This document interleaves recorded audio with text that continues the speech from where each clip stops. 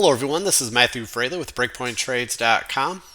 Hopefully you had a nice Monday. The market certainly did. We had a gap down in the market today and then a recovery. We call that a red to green move. Anyway, this is my detailed technical analysis review of the markets intra-week. It is Monday, January 13th.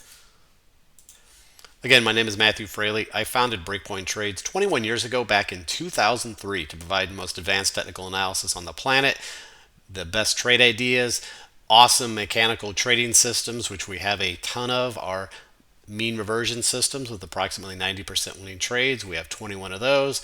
We have our amazing KISS systems.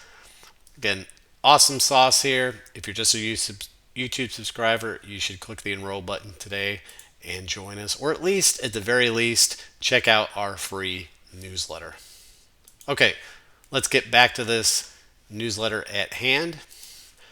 This newsletter is divided into 6 major sections. Again, Steve Nelson did the extensive weekend newsletter, so hopefully you listen to that. Nothing new from there, really. Again, like I said, we had a gap down today, not surprising, but the market then recovered, and we had a nice day in the market with the S&P 500 following that nice big 50-point gap down, managed to close up about 9 points. We call that a red to green move. Those are generally things you want to buy. If the market had gapped up, then it would have been prone to reversing. Anyway, the market's got a lot of work to do. We'll get to that further below, but I do think we have potential for more upside at the very least, at least some sort of mean reversion move, say to the 9-day EMA. That's always your first target on a mean reversion bounce. But otherwise, should we get through that, we'll have stiff resistance at the 20 and 50-day moving averages overhead on the daily S&P 500 charts. Again, market could recover to new highs, but I fear that the market will struggle at those areas and then ultimately come down again. As you know, so far the market's had a nice correction since the early December highs when we were quite cautious. We had all that bearish breath back then, and market's had a nice correction, and so far we've had 2 major lower highs in this downtrend. Today the S&P gapped down and it filled that open gap, which was a magnet, before we recovered and bounced. Okay. Some other things, again, we're going to look at many things from the major indexes to various indicators. We'll look at the bond markets. We'll look at a few sectors, US dollar, Bitcoin, which has a head and shoulder look still, various commodities. A lot of commodities are doing very well, guys. Crude oil, agriculture, corn, DBA, precious metals, you name it. All inflationary. Okay. Otherwise, one thing on the market, the move in the bond market definitely is something that continues to concern us. The 10-year Treasury yield made yet another new high today, and that could be an issue. The U.S. dollar is still strong, but it did reverse today. And anyway, let's go ahead and get started with things. So first off, before we get to the main charts, so last Friday, our mean reversion systems, the QE-BTS system, took a long trade last Friday. And again, we had a gap down today, but we recovered and that trade is slightly up. I'm looking still for more upside in the short term at least. So we get a couple more up days, we may see this trade close out. Has pretty decent stats. Today, also, one of our volatility systems went long. That's Amazon. It took a first entry here. Next, image number 3. So here's the trade statistics to that QE-BTS system for SPY. And as you can see, very good stats. Profit factor of 20.3, 90.26% winning trades, 154 total trades. And this system is in trades typically about 11 days or so. So there you go. Again, this system went long on Friday on the SPY ETF. All the other mean reversion systems are flat. Of course, the volatility system for Amazon went long today. Once this system decides to close out on a further bounce, I'll send out a trade notification to all subscribers. Next, Moving back to the general market, so item number 4 shows the index sector table, what transpired today. So you can see a little bifurcation here. Strong day in the Dow, up 0.9%. S&P, again, recovered well off those morning gap down lows, up 0.16%. The NASDAQ area still didn't recover, though. Some of those big cap techs are still weak. You can see that that area was down about 0.35%. And the Russell up a tad, 0.2%. As far as the 21 market sectors we follow, most of them were up. There's a few down here. But energy was one of the stronger sectors today. That's had a great area, really nice rally off those lows. Metals and mining, materials, biotech, they're all up 2%. So a lot of mean reversion bounces today in the sectors. As far as currencies, again, US dollar is still strong, up 0.3%. Cryptocurrencies, Bitcoin actually it recovered well off those lows. It went into that demand zone and bounced off, but ultimately closed down for the day. Commodities, mostly to the upside here. Natural gas down a little bit, uranium. Otherwise, all these other commodities were up. The index up 0.7%, crude oil up about 1%, copper up a 0.5%. Again, nice moves in the ags. DBA agriculture up 1.1%, corn up 1.3%, wheat up 2.7%. Not fun seeing those moves in those food commodities. Doesn't help the grocery store prices. And precious metals, they were down today. Gold down 1.3%, silver down 3.2%. GDX, the miners, down 1.6%. And the bond market, like I said, still a concern. We can still see strength in the 10-year, 30-year treasury yields. Next, item number 5 shows the economic news calendar. So the big item tomorrow morning is the PPI. That's the producer price index. If that doesn't come in too crazy, I think the market will be fine and still push higher. But obviously the markets have been able to look at this inflation, PPI, core PPI.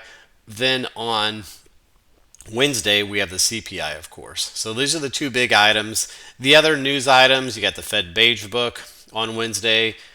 Thursday, you have retail sales, initial jobless claims, Philly Fed, etc. All right, let's jump to the index charts. First chart below, item number 6 is the daily snapshot of the 5 key major indexes. Again, we were all quite oversold here coming into the day, especially with that gap down. So you can see all the indexes closing well off those lows. Essentially, the S&P and NASDAQ bouncing off those lower Bollinger Bands. Same for the Russell. Next, chart number 7, here's the Dow Jones itself. So again, as you know, it was in this nice uptrend channel that I was discussing in the fall and into late November where it topped. Sold off. Remember, it was down, I think, 11 consecutive days in a row. Hadn't happened since the early 1970s. Then I said a rally off the demand zone, look for resistance at the back test of that broken channel line, which is exactly where it failed. It came back down into the demand zone and bouncing today. This last low does have some pretty good RSI divergence, but we'll see where this goes from here. Right above the 90 MA, that's your short-term resistance. Then you have the 20, then you have the 50. So bulls got a lot of work to do. Next, let's move on to the S&P 500 chart. So chart number 8, here's the weekly view of the S&P. Again, we continue to try to bounce around this weekly demand zone. Like I said, we're still in the long-term uptrend channel for now. We've had a nice pullback from the early December highs.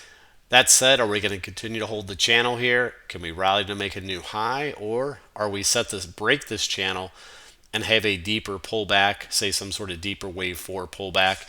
You know, we've had this MACD divergence in here for many months, etc. So we'll see.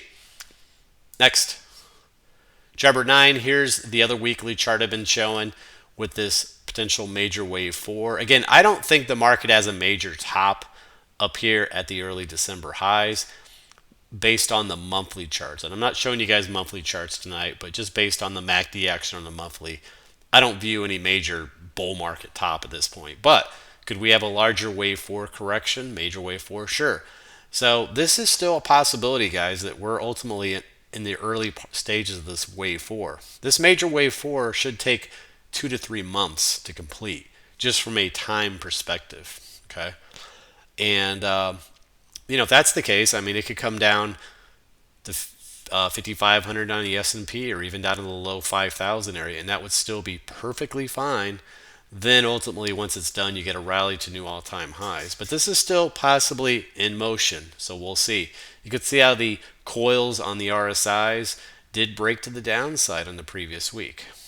Okay, and this also has major implications for the KISS systems. I'm going to be doing a separate video about that, but I just want to make you guys aware ahead of time. So let's move on. All right, let's move on to the KISS system. So here's the S&P 500 KISS daily system. So it is still flat. All right. And as you can see, the system went long just about a week ago and then quickly stopped out. Nothing wrong with it, guys. In fact, it did its job. That's the job of the system. And you know what, guys? Like I said, it was due for a whipsaw. Why? Look at all these nice winning trades it had. These nice, big, winning, trending trades that it's caught over the last year plus. It was due for a whipsaw. So now we got it. All right. The system currently is flat. And so again, if you're someone who came into Breakpoint trades in December and you saw the little whipsaw, you can't use recency bias and say, oh, the system doesn't work. You should have been here months ago. These trending systems typically will have 60 to 70% winning trades only. So, you get quite a bit of these little whipsaws, and that's just fine, especially if you have that larger wave 4 correction in the S&P where it could come down 500, 800 points. Then it's perfectly fine. You want the system to be out. Next. So image number 11. I'm not going to spend a lot of time on this, guys. I made this over the weekend, and I plan to do a separate video about it. But this is kind of what I'm talking about. Let's see. Anyway, so I made this graphic up, and I have a bunch of text here, which we're not going to read here on the video right now. But here's what I'm saying. The KISS systems are a long-only system. They're designed to catch uptrends and keep you in those uptrends for as long as possible, right? So that said, they work better on when you're in 5-wave uptrends and when you're coming into wave 1 or 2 pullback or a wave 3 or even a wave 4 pullback. You're going to do this. KISS systems are going to do a great job. But let's say you came into the website not until December and we're near wave 5 ending point. Well, that's when the systems would start looking to get out. And that's in fact what a lot of these KISS systems have done over the last few weeks. A lot of them have gotten out and went to cash. Some of them went back long, like you saw in the daily S&P above, and then ref quickly stops out. What I want to just trying to force you guys is you need to be objective about this stuff. If you just recently came in here with the KISS systems, and if they go through a bit of chop here or they're getting out and getting the cash, you can't judge them on that. That's, you're coming into an end of a termination cycle. All right. That said, if we are in a major wave 4 correction, once it ends, that will be a great time to be back in the KISS systems. That said, what are some great systems to use during a nice correction consolidation in the market? The mean reversion systems. Those systems are opposite to trend, and they're very good at it. So again, I'll be doing a separate video on all that. I just wanted to show you guys this really quickly, in case you're someone who came into the KISS systems very recently. Okay, if you came into the KISS system many months ago, you're very happy because you made all those nice profits, and you're fine accepting some of them closing out and going to cash. But if you just came in recently, you might be like, what's going on? Well, it's because perhaps this market's due for more of a correcting action, and the systems are designed to be long only. All right, moving back. So image number 12, here's the 4 time frames with the custom indicators. Again, on the daily, we're below the ATR, etc.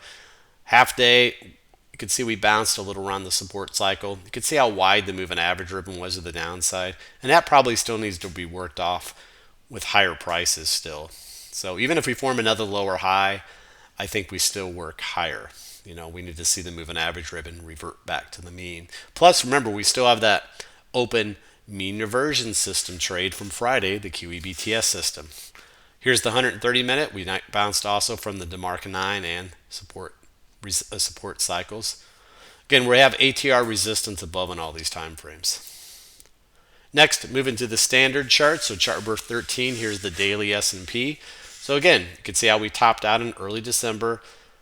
Then we sold off, bounced, stalled right at that supply zone, which we warned about. We said that first test of broken support would be resistance. Sold off again, back into that area, found another support, rallied again, stalled once again at the supply zone and that downtrend line here.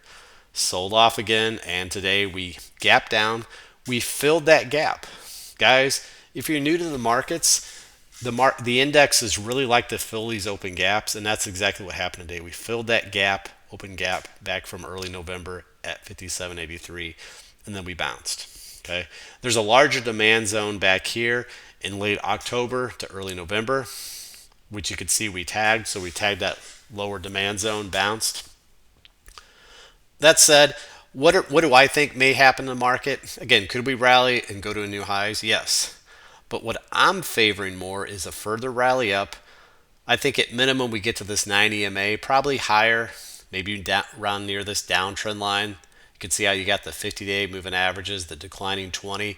I think we fail again up in this area and then come down again. Okay. The next sell-off I think would at least tag the 200-day moving average, if not lower. Next, chart number 14. Here's the other daily chart I was showing with this channel.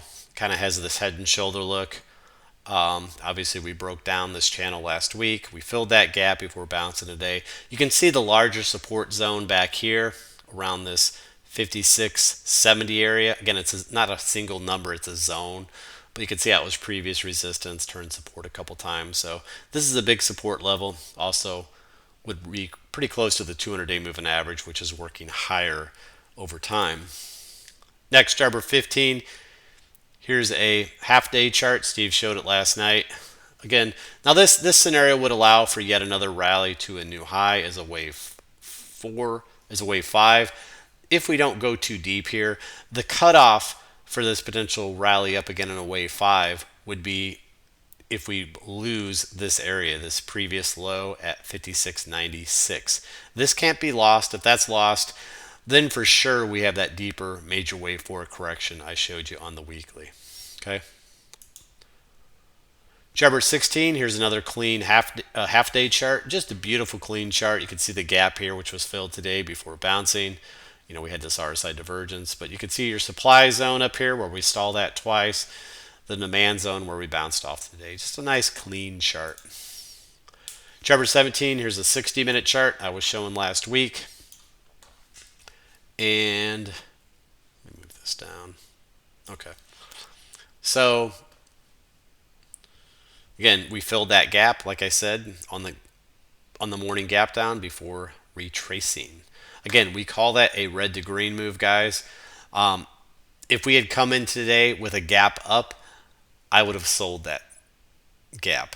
But the fact that we gapped down and then filled that gap, that was at least indicative of higher prices. I still thinking we can now work higher, maybe even back to this uptrend, this downtrend line. And finally, chart number 18. Here's a 15-minute view. You can see how we rallied up to this downtrend line. So this is resistance. We're testing that. We have an open gap up here as well. By the way, remember, open gaps. So that could be perhaps a magnet to the upside still. We need to clear this downtrend line first, obviously. All right, there's the S&P 500 charts. Let's move on. Chart number 19, here's the NASDAQ high performance KISS system. Again, just like on the S&P, it is still flat. Remember, it went long early last week before quickly stopping out. Like I said, it was due for at least a whipsaw trade. You could see it had 1, 2, 3, 4, 5 winning trades in a row. So it was due for that. All right. Next, image number 20. Here's the 4 time frames. Very similar to the S&P. We had bounced from that support cycle on the half-day chart, as you can see, and from the DeMark 9 on the 130-minute chart and support cycle. Next, chart number 21, here's the triple Q's daily chart. Again, gap down before recovering. So we have a little demand zone we're trying to bounce from here. Your downtrend line here below. You have your bigger support zone below, but again, I think as long as the market doesn't break that, some crazy news come out, I think at minimum this works higher for a bit before possibly failing. Chart number 22, here's another daily chart. This shows you where if we don't get too deep a retracement, this could still be a shallow wave 4. We get a new rally in a wave 5. That is lost if you lose this higher low at 490, 450. Okay, so that's your line in the sand. Next, chart number 23, here's a half-day chart, just showing the series of lower highs. You can see that this area up here now is a supply zone, so if we rally and get into there, that's pretty good resistance. Down here around this 494 area, that's your area in this line in the sand where the bulls cannot fall through. If we fall through that, then we have a deeper correction. And chart number 24, here's another 2-hour chart just showing you the same thing. Chart number 25, here's a 60-minute view. First off, you can see how these last two rallies were very symmetrical in price. Almost exactly. Nice rally today off the lows. Notice there's a gap here. We almost filled that gap today. There's a little bit more to go. And then on a further upside, notice there's an unfilled gap up here, which would likely be at least a minimum target on a bounce. Next, looking at some of these big cap tech stocks which dominate the indexes. Here's Meta, still holding up here. You can see Friday had that big indecision doji. Look at that, those candle wicks both up and down. Still in the same pattern. We're still holding these supports for now. Chart number 27, here's Amazon, still potentially wedging, still holding its 50-day moving average. Microsoft is much weaker. It's well below support, which I don't have in here tonight. Oh, yeah, I do actually. Here's NVIDIA. You can see NVIDIA, after making that brief new high over the previous week, came all the way back down. Remember last time it bounced off this demand zone? You can see that's coming up again. And chart number 29, here's Microsoft. Like I said, this has been weaker lately. You can see it's below this channel, and it's below all these major moving averages, the 20, the 50, the 200. So Microsoft looking quite vulnerable. And chart number 30, here's IWM. Small caps, they gapped down, but look where they bounced. Just absolutely textbook, right at its 200-day moving average, right at the 61.8 fib. So very logical bounce area. This was a very objective long trade today. If you took that in the morning, if you were watching where the 200-day moving average is, and I've been targeting that 61 fib, plus you had an RSI divergence there. No MACD divergence really, but an RSI divergence. So now we'll see. Pretty nice bounce off of that. All right, guys, let's go ahead and move on, and let's take a look at some indicators. So chart number 31, here's the VIX. VIX, as you can see today, was up initially before pulling back. Chart number 32, here's the 60-minute view of the VIX. So VIX worked higher last week. There's a supply zone up here. Didn't get quite to that. You can see before pulling back today as the market bounced. Chart number 33, here's the percentage of stocks in the S&P 500 that are trading above their 20-day EMA. Remember, this got deeply oversold in December. Rallied up, came back a second test. And so far, that's been a little trade low, but again, also you can see down here the uptrend line on the S&P. This is a line chart. You can see you have an uptrend line all the way back to the October 2023 lows. And you can see we're pretty close to that. So that's a very important support trend line. Chart number 34, here's the S&P 500 versus the Nifty 500 Indian Stock Exchange. Remember, this has been a concern of mine since December. We had this higher high in the S&P, but a very obvious lower high in the Nifty 500.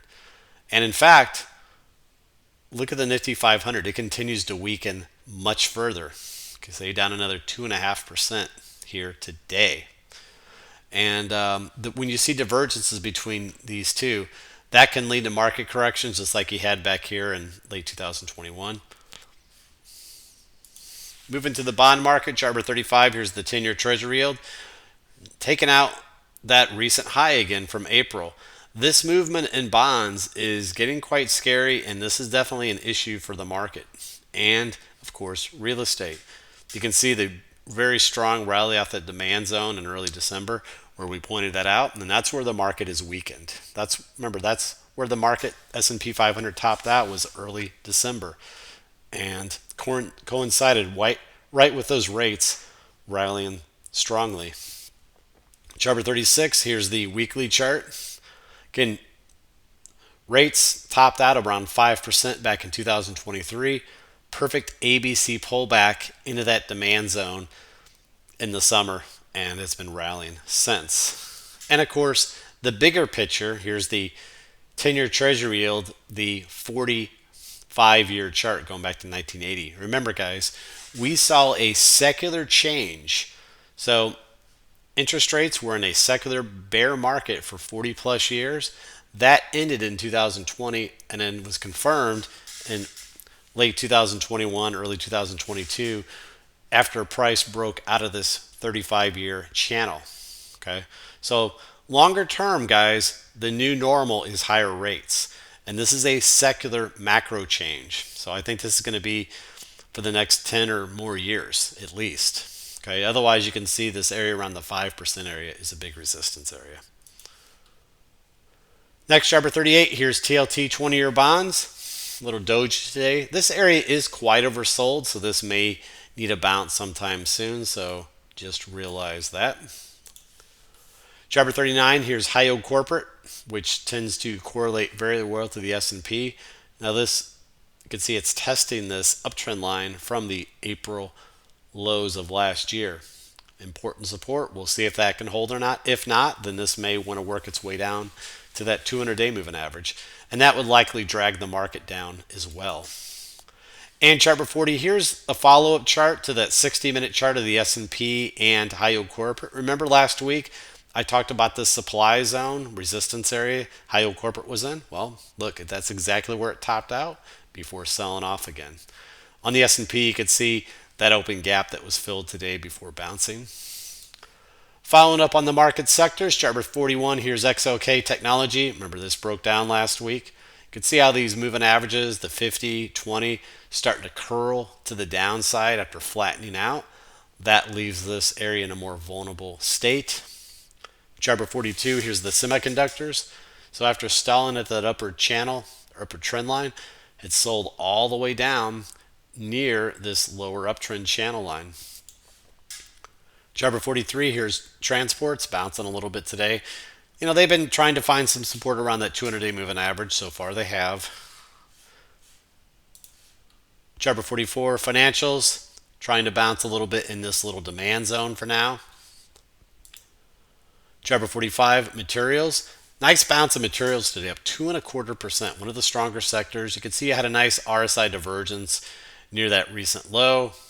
Nice rally right to the 20-day moving average. You can see how wide the moving average ribbon got here. So likely this needs to work higher for some mean reversion. Chart number 46, here's home builders. Also attempting to bounce. Notice there's an open gap here we haven't filled, but it's trying to bounce. You can see the RSI divergence. Again, we need to see rates start pulling back, obviously. Here's real estate. It did bounce today. Remember, we had that bear flag last week that broke down. Trying to bounce a little bit today with some divergence. One of the setups I put out last week was the inverse ETF for real estate, DRV, and it did pop out of the wedge last week, pulled back today. Hope you took some profits last week. One bright spot has been energy. Here's XLE, up 2.2% today. Really nice rally off the bottom of that resistance range. In fact, closing right above its 50, 200-day moving averages. Really nice move here. It's been a V move though, so don't expect it to continue to V, guys. It will need to pull back and at least form a higher low. Here's the weekly chart. Just beautiful how it rallied off this weekly uptrend line and demand zone. We view this could be a very good sector for 2025. Chart number 51, here's Oxy.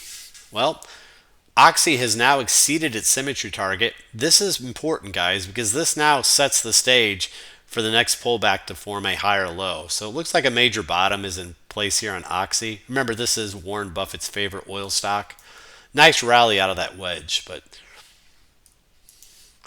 again, here's some other energy stocks we've been covering. Chevron, nice rally the last several weeks. Otherwise, it's been in a big range the last several years. And chart number 53, here's Tidewater, another very deeply oversold energy stock that I mentioned a couple weeks ago in this weekly demand zone. Chart number 54, here's Argentina, finally pulling back. This area, Argentina has been absolutely on fire. Finally pulling back here today. Looks like the 20-day moving average is next. Chart number 55, emerging markets. So this area has been down, down, down since October. Not surprising with that strong dollar. Today, testing this uptrend line from the January 2024 lows. So we'll see if that can hold or not. But needs the dollar to reverse. And let's look at the US dollar. So here's US dollar. US dollar up yet again today. But there is some divergence here, but we need to see the dollar starting to pull back before we see a rally in some of those areas like emerging markets. Next, chart number 57, here's Bitcoin. Has this head and shoulder look to it. You can see today it was actually down overnight before recovering once again off that demand zone, but still has a head and shoulder look, honestly. So be aware. Chart number 58, here's another chart of Bitcoin, just a clean chart with some fibs. You can see how the low today bounced around that 38% fib. Chart number 59, here's the inverse Bitcoin ETF, BITI. It was up today initially, but stalled right at its 50-day moving average. Again, I would still keep an eye on this, guys, in case that inverse head and shoulder on Bitcoin plays out eventually. Moving on to commodities, chart number 60, here's DBC. Up yet again today. It is quite overbought here, guys. Look, it's outside its upper Bollinger Bands 2 consecutive days now. So this is going to need to revert back sometime soon. I'd be careful chasing it now. I'd look for a pullback instead if you're not long. Chart number 61, here's the weekly chart. You can see it's also testing the weekly uptrend upper channel line. It's been in this range for almost 2 years. Energy is built up. So again, I think commodities are going to have a great year based on some of the ratios. That's another one of my macro calls. Chart number 62, here's the CRB, that's commodities to SPY ratio. Back in early December, I was showing this as a falling wedge, and I said this would, if this wedge plays out, that would likely cause a sell-off in the general market. And you know what? That's exactly what's happened. We've seen a weak general market since early December and strong commodities. Here's the DBC SPY ratio, the same thing essentially. This is the daily chart. You can see perfect wedge, 1, 2, 3, 4, 5 waves, and this is playing out with a big rally. Next, chart number 64, crude oil continues to rally up. It's now firmly above its 200-day moving average. Remember, last week I was talking about it in this side of its coil, which it broke out of. Next, chart number 65, natural gas. Pulled back a little bit today, but again, the natural gas, the whole thing has changed. Remember, it was always stalling at the 200-day moving average, and that changed when it firmly broke above it in December and then held above it. Chart number 66, copper, up slightly today. You can see how it rallied off that demand zone, support zone over a week ago. Now testing this 200-day moving average. Chart number 67, DBA agriculture, up nicely today. And it is coiling, as you can see. It looks right like it wants to pop out again. Chart number 68, corn. Big breakout on Friday. Now let's follow through today. Look at this volume. So you can see, guys, these commodities are looking good. And here's the weekly chart of corn, which has technically been in a downtrend for the last couple of years. But, you know, this may be due for a decent uptrend. You can see how the moving average ribbon is now changed. Moving to precious metals, chart number 70, here's gold, down 1.34%. Remember, I've been showing it in this coil pattern. Well, so far pulling back here. That could have been wave D. If so, needed pullback as a wave E. If it holds in that coil, that could be a bullish coil. Or if we break this coil to the downside, then we got a deeper zigzag pattern. Would likely test the 200-day moving average. So we'll see. But logical pullback today in the coil. Chart number 71, here's another clean version of gold, you can see the very obvious coil pattern where we pulled off of today. Chart number 72, here's the ETF, GLD, same deal, pulling back inside the coil. Again, gold has been consolidating since October, as we expected. That said, guys, once this consolidation is over, I'm expecting gold to go to new highs over $3,000 an ounce. Chart number 73, here's silver. Big pullback in silver today, down over 3%. Okay, so ultimately still in this downtrend channel since the October highs. That said, I welcome this correction in silver. Once over, I think it goes much higher. Now, guys, one thing that really interests me this year as well is a macro play is platinum. So platinum, now this is a monthly chart. You have a 3-year coil setting up here. This has two labelings, a bullish and bearish. I'm thinking the bullish labeling will play out. Platinum is really depressed relative to gold, and I'll show you that in a minute. So here's the platinum gold ratio. Now, as you know, all my life, platinum was trading much higher than gold. It was always more expensive than gold. You can see it on the ratio here. Back in the early 2000s and 2008, the ratio was 2.5. That means platinum was trading at 2.5 times the price of gold. Well, platinum has been selling off, and look where the ratio is. Hit a low of 0.3. Think about that. So I think platinum is in the process of a major bottom, guys. One fundamental reason platinum sold off was because of the electric cars and the thought that they're not going to use less demand because there's not as many catalytic converters. But, I think from what I've been reading, platinum also could have a big space in the new battery technology and other things. So again, the point is I think platinum is severely undervalued. Chart number 76, here's the platinum gold ratio going back to 1980. So again, you can see this low. This is unprecedented, the platinum to gold ratio. And chart number 77, here's GDX, the mining stocks. You can see that last rally so far stalling at the 50-day moving average. You still got that 61 fib below. That could be a target ultimately. And chart number 78, here's another GDX chart Steve showed on the weekend. Just a nice clean example. This uptrend channel that was lost. Now you have a downtrend channel. Last rally stalled at the 50-day moving average. And as far as trade ideas, guys, I didn't look for any trade ideas, not in this volatility, but this MXL that was on my list last week is still valid here. Nice little setup. All right, we'll see what happens tomorrow. A quick check on futures. So ES futures are up about 11 points this evening. Okay, have a good rest of your evening and a good trading week. Thank you.